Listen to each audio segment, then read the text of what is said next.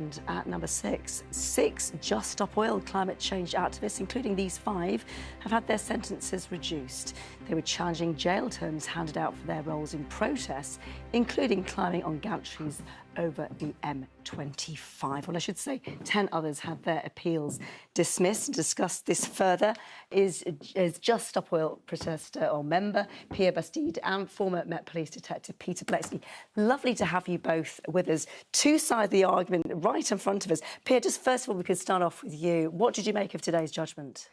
I mean, it's quite disappointing, really, Danny, that this justice system has decided to uphold most of those sentences. And it's clearly showing us that they're on the side of the billionaires and the fossil fuel companies that have designed those laws, rather than on the side of ordinary people, especially those ringing the alarm. What about those that have had their sentences reduced? Surely that is a victory in some sense. It's great. And they should have never been serving that much time inside anyway. But yeah, I concede that it's a small step forward, yeah. Peter, what do you make of it all? Well, Just Stop Oil started by proving that they were the enemy of the motorist. They disrupted everyday people's lives, hoovered up huge amounts of police resources. Then they moved on to being the enemy of culture. They tried to destroy priceless artefacts, works of art, and they disrupted theatre performances.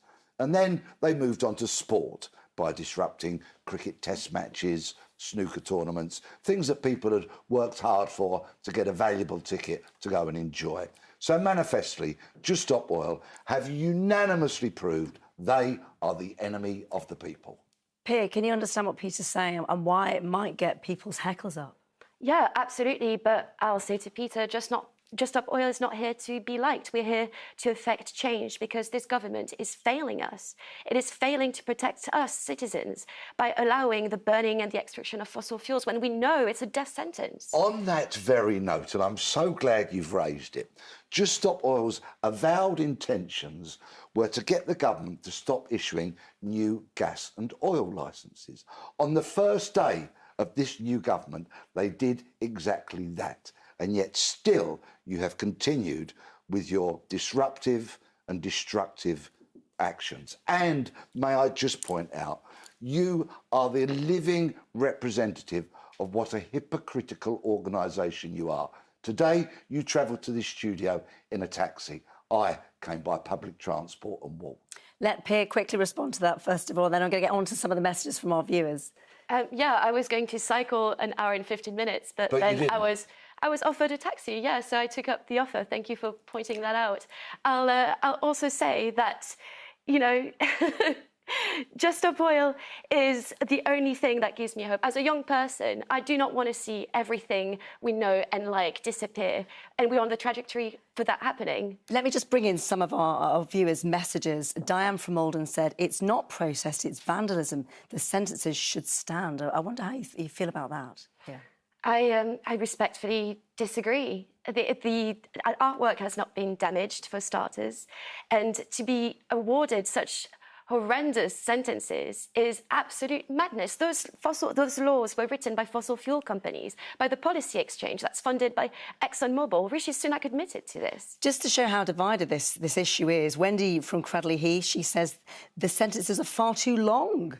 More severe criminals get much less time. Peter, what do you make of that? I wonder how Wendy would feel if she was in a traffic jam caused by the idiots of Just Stop Oil and she was trying to get to the funeral of a much-loved, close relative, which is exactly the type of disruption that they caused. Then perhaps her attitude might change somewhat. I was going to ask you, though, Peter, is there also a need to sound the alarm, what we hear from Pia, to sound this alarm about the climate change crisis? We have a government that is travelling headlong towards a net zero target. Everybody knows that. This government in particular, are almost kind of... well, they're determined to reach that target. So we're all aware that the government are doing something. By approving airport runways, do you think that is compatible? As an ex-police officer, let me ask you, what is the police going to do when people are fighting over food? When there's floods ravaging, you know, the crops, what is the police force going to do? They're going to be overwhelmed. We're trying to avoid that. Well, that's a glass of water and not a crystal ball. So I don't know quite how sure you can be that those scenarios that you've imagined in your head are actually going to happen. We saw it in Valencia, in Spain, not even 4 months ago. Were you not watching the news? I certainly wasn't watching the news in Valencia. Guys, no. I wonder is there a happy medium to be had here? I mean, everybody can get on with their normal lives, but also people get their voices heard. Pia, what do you make of that? Until the government listens to the science and to the ordinary people that are, you know, living with the damage they're causing and being used as collateral damage, then no, I'm sorry. History has shown that disruption is the only way forward. Are you familiar with the name Ed Miliband? I am indeed, yeah. Well, then this government is most definitely listening, and they are heading down a course which I'm sure you would commend. I don't agree anymore. I'm sorry, Peter. Very quickly, though, I just want to ask you, do you think Just Stop Oil, this will stop them from protesting, or will this make things even worse, do you think? I think the people who are in prison right now and people risking prison are more afraid of the societal collapse than they are of prison. So that's why Just Stop Oil is going to be back this April, and we're going to reclaim Parliament, and we'll be back on Parliament Square this April. Well, most of them look to me like they're more afraid of soap, to be perfectly honest with you.